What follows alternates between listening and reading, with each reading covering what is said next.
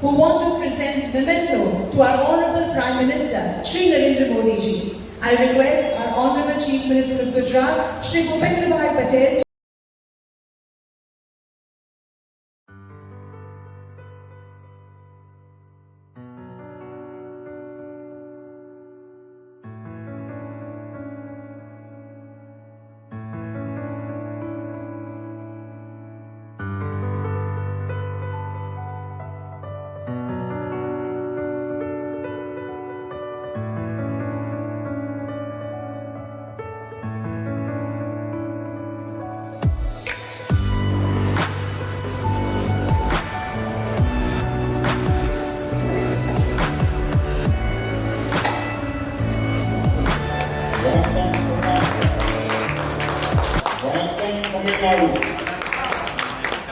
गुजरात के मुख्यमंत्री श्री भूपेंद्र भाई पटेल, नागालैंड के राज्यपाल एल गणेशन, झारखंड के राज्यपाल सीपी राधाकृष्णन जी, केंद्रीय मंत्रिमंडल में मेरे सहयोगी भाई पुरुषोत्तम रूपाला जी, एन मुरुगन जी, मीनाक्षी लेखी जी, इस कार्यक्रम से जुड़े अन्य महानुभाव, देवी और सज्जनों, सौराष्ट्र तमिल संगमम निगलचीलु पंगे बंदी रूपम तमिल संदघल अनेवरेयु वर्ग वर्ग एन वर्ग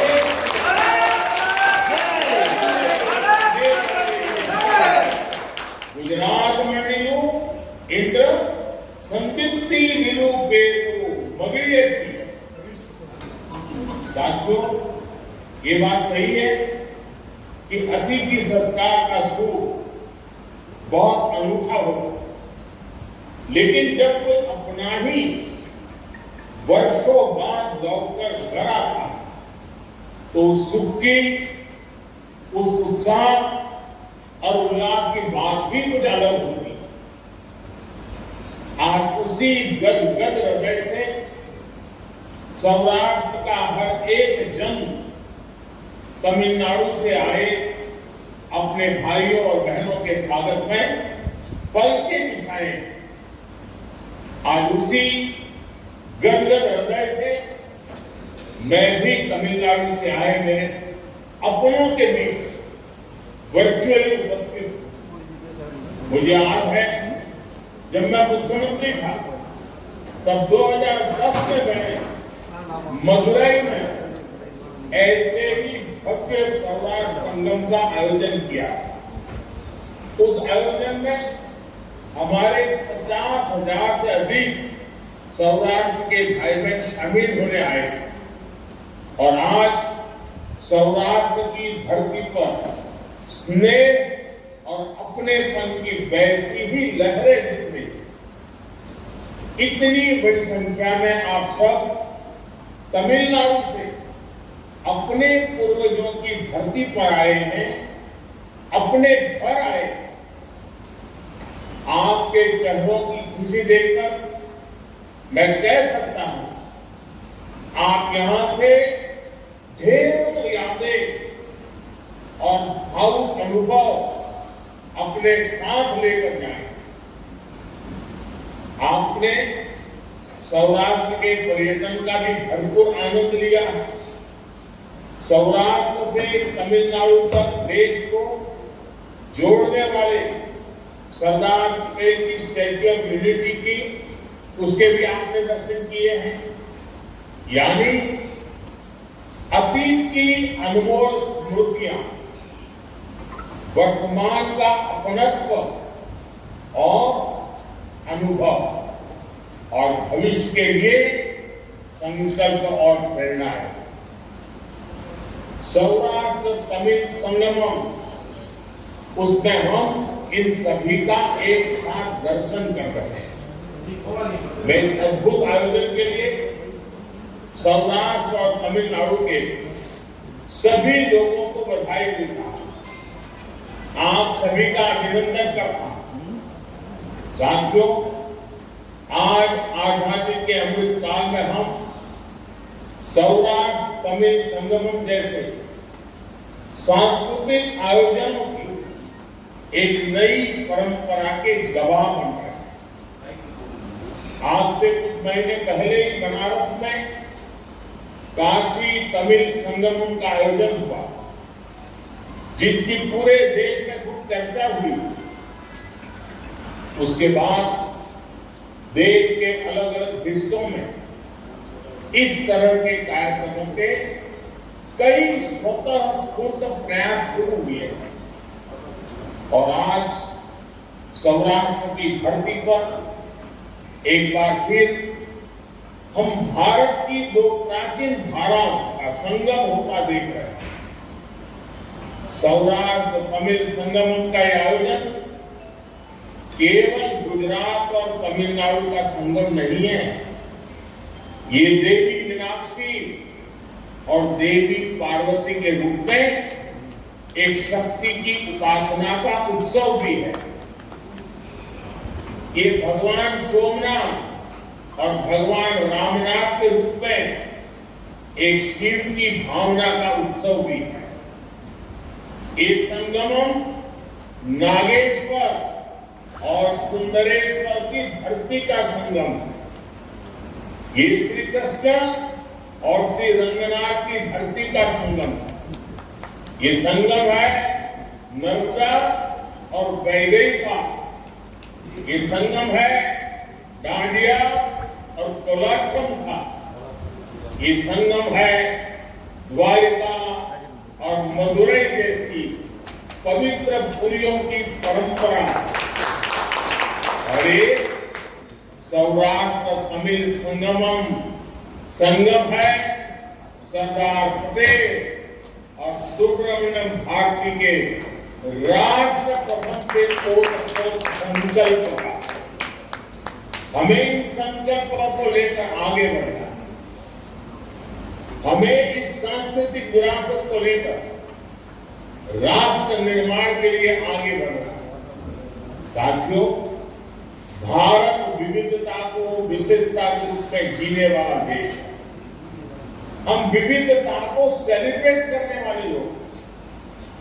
हम अलग अलग भाषाओं और बोलियों, अलग अलग कलाओं और विधाओं सेलिब्रेट करते। हमारी आस्था से लेकर के हमारे अध्यात्म तक हर जगह विविधता है। हम शिव की पूजा करते हैं, लेकिन द्वादश ज्योतिर्लिंगों में पूजा पद्धति की अपनी विविधताएं हैं। हम ब्रह्म का भी एक अहम बहुश्याम के तौर पर अलग अलग रूपों में अनुसंधान करते हैं, उसकी उपासना करते हैं। हम गंगे यमुने चैव गोदावरी सरस्वती जैसे मंत्रों में देश की अलग अलग नदियों को नमन करते हैं। ये विविधता हमें बांटती नहीं, बल्कि हमारे बंधन को, हमारे संबंधों को मजबूत बनाती है। क्योंकि हम जानते हैं अलग अलग धाराएं जब एक साथ आती है तो संगम का सृजन होता है। इसलिए हम नदियों के संगम से लेकर कुंभ जैसे आयोजनों में विचारों के संगम तक इन परंपराओं को सदियों से पोषित करके आए।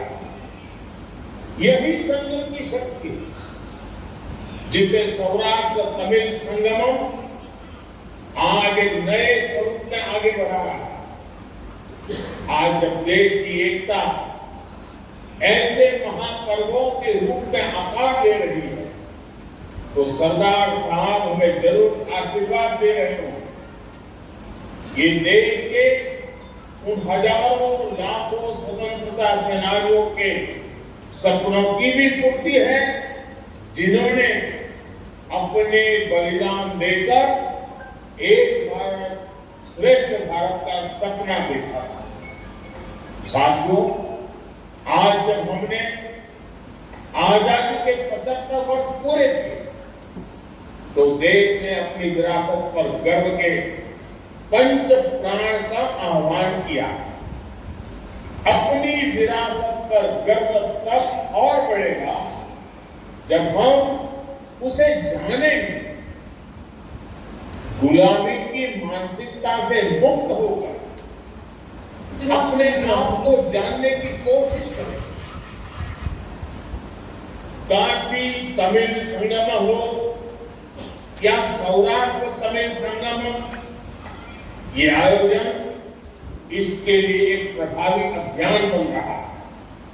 आप देखिए, गुजरात और तमिलनाडु के बीच ऐसा कितना कुछ है जिसे जानबूझकर हमारी जानकारी से बाहर रखा गया। विदेशी आक्रमणों के दौर में सौराष्ट्र से तमिलनाडु के पलायन की थोड़ी बहुत चर्चा इतिहास के कुछ जानकारों तक सीमित रही, लेकिन उसके भी पहले इन दोनों राज्यों के बीच पौराणिक काल से एक गहरा रिश्ता रहा।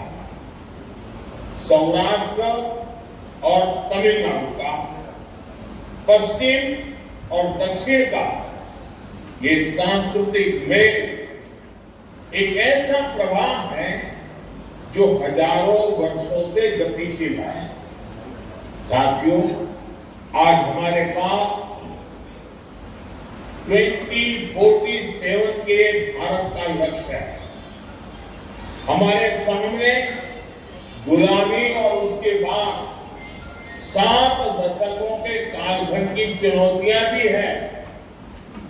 हमें देश को आगे लेकर जाना है, लेकिन रास्ते में तोड़ने वाली ताकतें भी मिलेगी, भटकाने वाले लोग भी मिलेंगे, लेकिन भारत कठिन से कठिन हालातों में भी कुछ नया करने की ताकत रखता है। सौराष्ट्र और तमिलनाडु का साझा इतिहास हमें ये भरोसा देता है। आप याद करिए, जब भारत पर विदेशी आक्रामकों के आक्रमण शुरू हुए, सोमनाथ के रूप में देश की संस्कृति और समाज पर पहला इतना बड़ा हमला हुआ।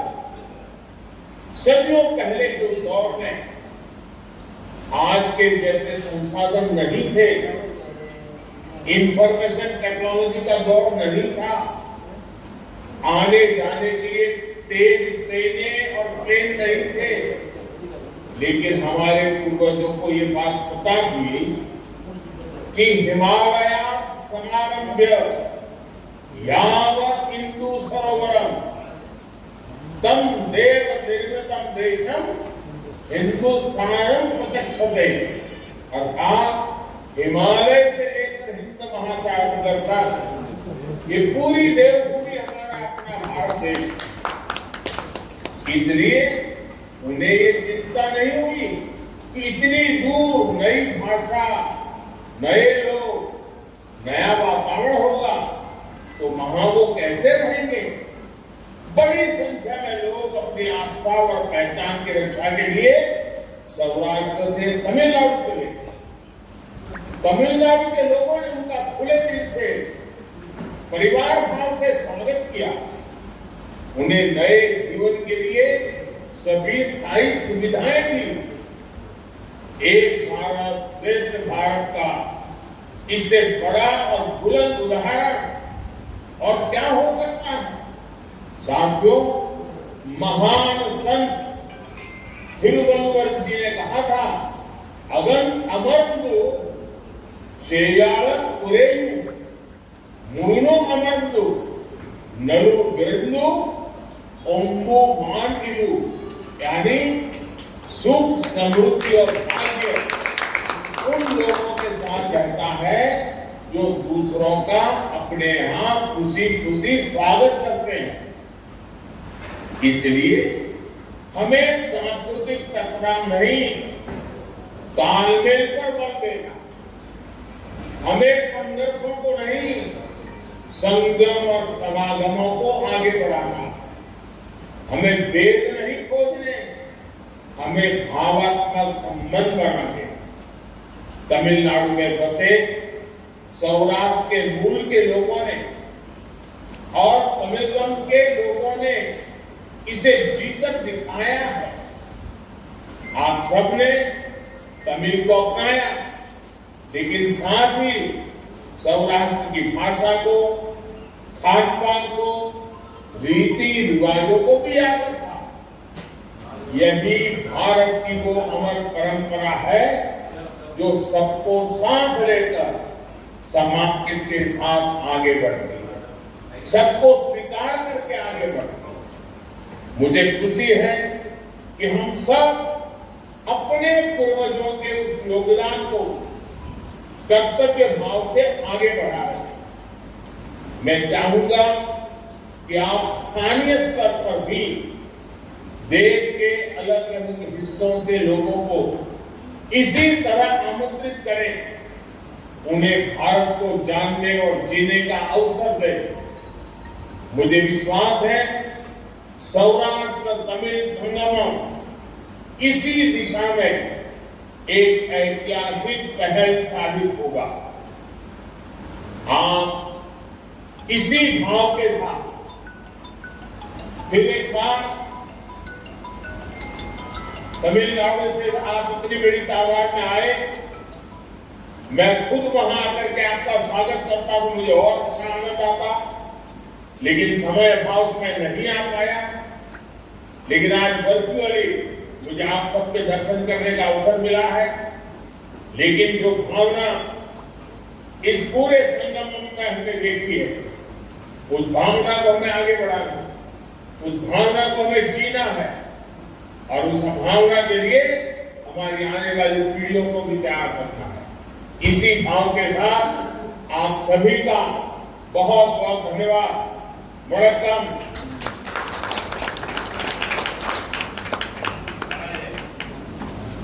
माननीय प्रधानमंत्री जी, आपके विशिष्ट संबोधन प्रोत्साहन। பாரத பிரதமர் அவர்கள் பேசிய அனைத்தையும் மொழிபெயர்ப்பு செய்வதை விட அதை ரத்தின சுருக்கமாக ஒரு சில நிமிடங்களில் உங்களுக்கு வழங்குகிறேன். அனைவருக்கும் வணக்கம். அவர் பேச தொடங்கியதிலிருந்து முதலில் சௌராஷ்டிரா மக்களுக்கும் நமது தமிழ்நாட்டு மக்களுக்கும் இடையே பிணைப்பு எப்படிப்பட்டது என்பதை பற்றி பேசினார். 1000 ஆண்டுகளுக்கு மேலான பாரம்பரியம் நிறைந்த சௌராஷ்டிரா மக்கள் எப்படி தமிழ் மண்ணுடன் தொடர்பு கொண்டவர்கள் என்பதை அவர் முதலில் விளக்கமாக எடுத்துரைத்தார். சோம்நாத், நாக்நாத் என்ற 2 ஜோதிர்லிங்க தரிசனங்களையும் அதற்கு பின் துவாரகை, ருக்மிணி மந்திர் இன்னும் பல தீர்த்த கட்டங்களையும் தரிசனத்திற்காக நமக்கு ஏற்பாடு செய்திருந்ததையும், கலை மற்றும் கலாச்சார ரீதியாக நமது தமிழ்நாடும் குஜராத்தும் எவ்வாறு பிணைக்கப்பட்டிருந்தது என்பதையும் அவர் நமக்கு மிகவும் தெளிவாக எடுத்துரைத்தார். ஒவ்வொரு இடத்திலும் அவர் நமது கோலாட்டம் எப்படி அங்குள்ள தாண்டிய ஆட்டத்தோடு தொடர்புடையது என்பதையும், நமது கும்மி ஆட்டம் எப்படி கர்பா டான்ஸோடு தொடர்புடையது என்பதையும், உணவு கலாச்சாரங்கள் எப்படி ஒன்றுபட்டது என்பதையும், சோம்நாத் ஆலயம் எவ்வாறு கட்டமைக்கப்பட்டது, சர்தார் வல்லபாய் பட்டேல்ஜியின் பங்கு அதில் எவ்வளவு அளப்பரியது என்பதையும், யுனைட்டி ஆஃப் ஸ்டாச்சு இன்று நாம் ஒன்றுபட்ட இந்தியாவாக இருக்க அந்த இருப்பு மனிதரே காரணம் என்பதையும் மிகவும் அழகாக நமக்கு எடுத்துரைத்தார். மேலும் அவர் நமது சௌராஷ்டிரா தமிழ் சங்கமத்திற்கான முக்கியத்துவத்தை, தமிழ் மக்களோடு இன்று தமிழர்களாக மாறி போன சௌராஷ்டிரா மக்கள், அதாவது குஜராத்தின் பாரம்பரிய மக்கள் எப்படி அங்கிருந்து இங்கு வந்தார்கள், புலம்பெயர்ந்த அவர்கள் இன்னும் எப்படி கலாச்சாரம் மாறாமல், மொழி மாறாமல், தனது பாரம்பரியம் மாறாமல் இருக்கின்றார்கள், அவர்களை தங்களது வேர்களை தேடி கொண்டு வந்து அந்த வேருக்கு நீரூற்ற வேண்டும் என்ற உயர்ந்த நோக்கத்தோடு ஆரம்பிக்கப்பட்டதுவே இந்த சௌராஷ்டிரா தமிழ் சங்கம நிகழ்வு. இதற்கு முன்னதாக காசியில் தமிழ் சங்கம நிகழ்வு ஏற்பாடு செய்யப்பட்டிருந்தது. காசி தமிழ் சங்கம நிகழ்வு என்பதும் கூட ஒரு வகையில் வேர்களை தேடி என்பது போன்றதுதான். காசிக்கும் ராமேஸ்வரத்துக்கும் உள்ள தொடர்பு என்பதையும், இதே சௌராஷ்டிரா நிகழ்வு நர்மதைக்கும் வைகைக்கும் இடையே உள்ள தொடர்பு என்பதையும், சோமநாதருக்கும் ராமநாதருக்கும் உள்ள தொடர்பு என்பதையும், நாகேஸ்வரருக்கும் மதுரையில் வீற்றிருக்கும் சுந்தரேஸ்வரருக்கும் இடையே உள்ள தொடர்பு என்பதையும் அவர் மிக மிக அழகாக எடுத்துரைத்தார். இன்னும் சொல்ல போனால் நமது கலாச்சாரங்களோ பாரம்பரியமோ பண்பாடோ சற்று சற்று மாற்றம் நிறைந்ததாக இருக்கலாம். ஆனால் உலகளவில், மனதளவில், உணர்வளவில் நாம் அனைவரும் ஒன்றுபட்டவர்கள்.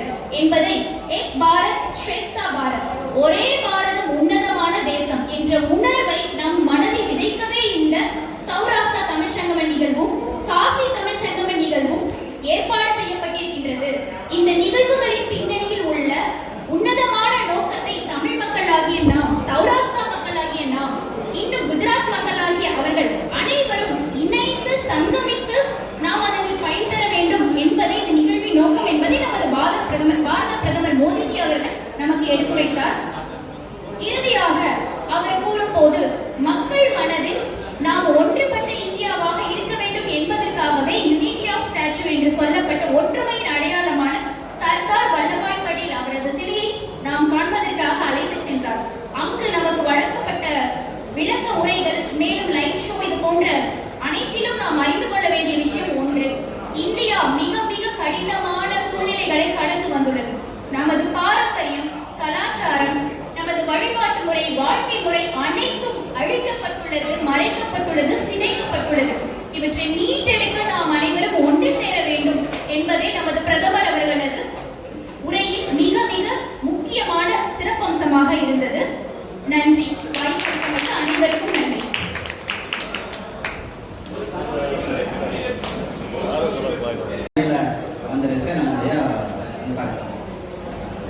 சகோதரர் அவர்கள் கூறியது மிகச்சரி. கஜினி முகமது 17 முறை படையெடுத்தார், 17 முறை படையெடுத்தார் என்று நாம் Facebookல எல்லாம் பார்த்துட்டே இருக்கோம். 17 முறை படையெடுக்கப்பட்ட போதும் கடற்கரை, இந்தியாவின் கடைக்கோடி எல்லையில் இருக்கிற நம்ம சோமநாதர் ஆலயம் தான் பல முறை தகர்க்கப்பட்டது. சோமநாதர் ஆலயத்தில் எங்கள் தரிசனம் முதல் நாள் ஏற்பாடு செய்யப்பட்டிருந்த போது லைட் ஷோல அதை பத்தி ரொம்ப தெளிவா விளக்கம் கொடுத்தாங்க. நம்ம எவ்வளவு கடினமான சூழ்நிலைகளை கடந்து அங்கிருந்து விரட்டப்பட்டு மிகவும் துன்பம் அடைந்து இங்கு வந்து சேர்வோம், இன்னும் எப்படி வந்து நம்மை நாம் பாதுகாக்க வேண்டும், இது பற்றிய முக்கியமான விஷயங்களை நமது பாரத பிரதமர் அவர்கள் எடுத்துரைத்தார். இந்த முக்கியமான தகவலை நான் விட்டுவிட்டேன், மன்னிக்கவும். நன்றி. I have learned few sentences in Gujarati at language workshop Saurashtra Narashangamam. Tami કેમ છો? અચ્છા, ગુજરાતી સુંદર ભાષા છે. એક ભારત શ્રેષ્ઠ ભારત, વસુધૈવ કુટુંબકમ. આપણે સંભળીને રહેવું જોઈએ. આવીને મજા પડી ગઈ. ફરીથી સંતોષ સાથે મળી ગઈ. આભાર. Thank you. Translation என்னன்னா, ஒரே பாரதம் உன்னத தேசம், நம்ம எல்லாருமே ஒரே குடும்பமா வாழணும். நம்ம எல்லாருமே எப்போ